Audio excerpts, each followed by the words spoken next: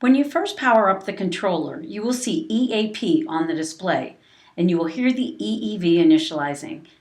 After several seconds, you will see SOF on the display. This means system off mode, as the red on or off button will be in the off position on your display. Let's have a quick look at the web pages before we change this. The next thing you will do is connect the Wi-Fi service tool to the Ethernet port on the controller as shown. Once you power up the Wi-Fi service tool, you will search for a wireless network key to Wi-Fi ST that matches the sticker.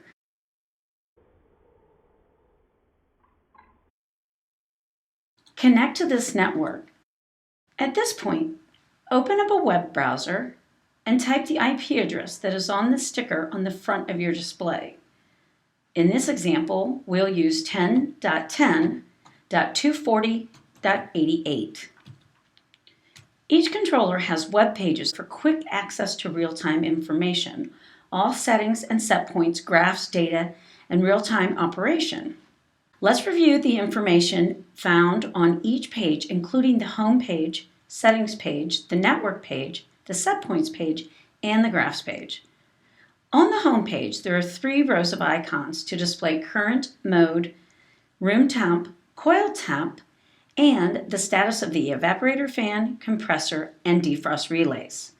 The digital inputs and the auxiliary relay values are also displayed and can be found on the second row.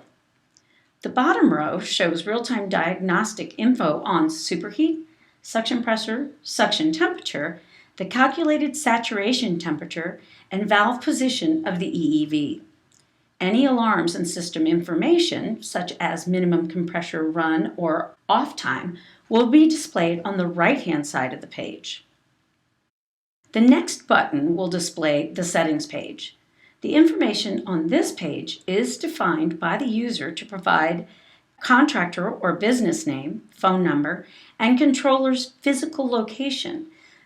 This is also a box for info on setting up individual controller email alerts, a spot to change the controller username and password, and the settings for Key2 Smart Access.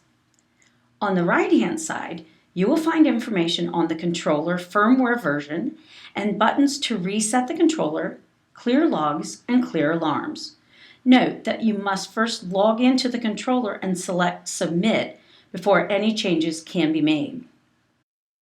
The network page provides information, if required, for bonding other controllers and for setting up the controller on the customer network. Next, the setpoint page is set up to highlight different boxes of information for the refrigeration set points, valve set points, defrost set points, auxiliary inputs, and other system information. You can also manually control the system with the button near the bottom right of the page. This controller is already pre-populated with standard defaults. Any changes to the set points can be easily made from this page or from the front of the controller for most of the set points. Next, the graphs page provides a historical view of the last 7 or 31 days of room temperature and coil temperature data. There is also a file download button to access data recorded every 10 minutes for the last 31 days.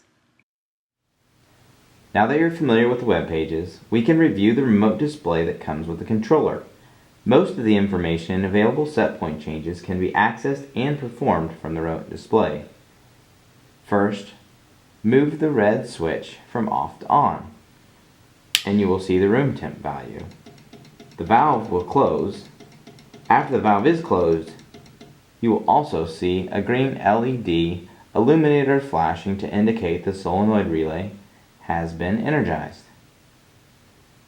Pressing the up or down arrows will allow you to scroll through all the system information. When you want to see the information attributed to a specific code, like coil temp, CLT, press enter, and you will see the value. Press back to go to the abbreviation, and press back again to go back to displaying the room temperature. To change basic set points, press and hold the enter button for 3 seconds until TS appears.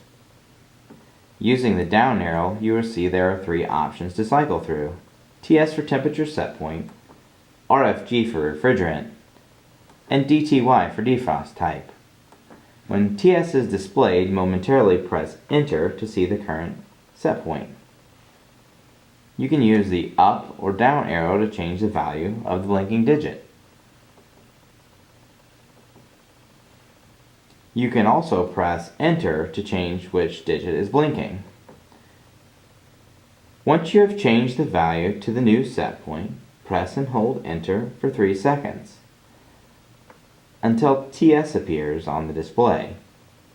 Press the back button again and the current room temperature will be displayed. To obtain a more detailed list of set points, press and hold the back button for 3 seconds until TS appears on the display.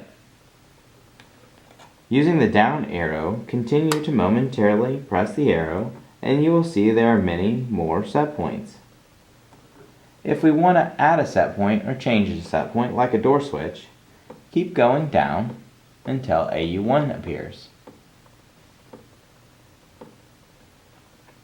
Momentarily press Enter to see the current set point. The 3 colored LEDs are blinking to indicate that you're ready to change the value. Use the up or down arrow until you see DOR for door switch. To select this option, press and hold Enter for 3 seconds until the 3 colored LEDs stop blinking and AU1 appears on the display. Next step is to press the down arrow once. The A1A will be displayed. Momentarily press Enter to see the current set point. The 3 colored LEDs are blinking to indicate that you are ready to change the value. Press the down arrow once and OPN is displayed. To select this option, press and hold Enter for 3 seconds until the 3 colored LEDs stop blinking and A1A appears on the display. Press the back button until room temperature is displayed. One other nice feature of this controller is a diagnostic mode that allows you to quickly verify the fan, compressor, and defrost relays are all operational. This feature is available for 20 minutes after cycling power to the controller. To engage the diagnostics mode, press and hold the up arrow for 3 seconds until FAR displays. The fan relay will energize for 30 seconds, then the defrost relay for 30 seconds, then the compressor relay for 30 seconds to verify proper operation. Pressing the back button at any time will return the display to the room temperature.